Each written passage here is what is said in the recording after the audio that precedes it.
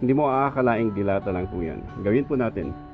Ito yung ating mga kailangan. 3 lata ng mega sardines or mega mackerel in natural oil. Yan, mais, bawang, sibuyas, itlog, onion leeks. Separate muna natin yung tubig ng ating mackerel. Handa na, pwede na po tayong magluto. Tinanggalan na po natin yung tubig.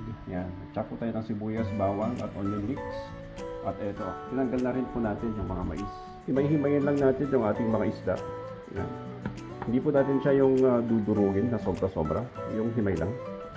Lagyan natin yung onion leeks, bawang at sibuyas. 2 piraso ng itlog.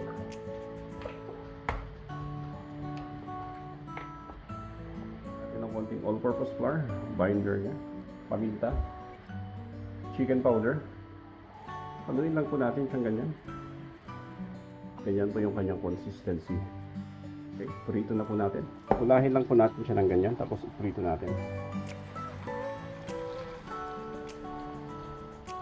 Pwede nyo rin gamitin yung inyong kamay. Bulahin nyo lang sa inyong kamay, tapos prito na siyang diretsong ganyan. Yan na po siya. At gawin naman po natin yung kanyang sarsa. Mag-isa tayo ng sibuyas at bawang. Lagyan natin yung ating mais. Hiwa-hiwalayin lang natin.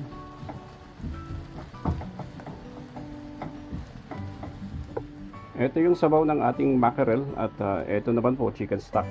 Kung gusto niyo pong gamitin yung sabaw ng mackerel, pwede po. Pero dahil malansa po para sa mga bata, ang gagamitin ko po itong chicken stock. Yung chicken stock po yung ay pinagpakuluan ng mga manok. Lagyan natin ang paminta at iodized salt. Saka natin lagay yung ating pampalapot para binder niya.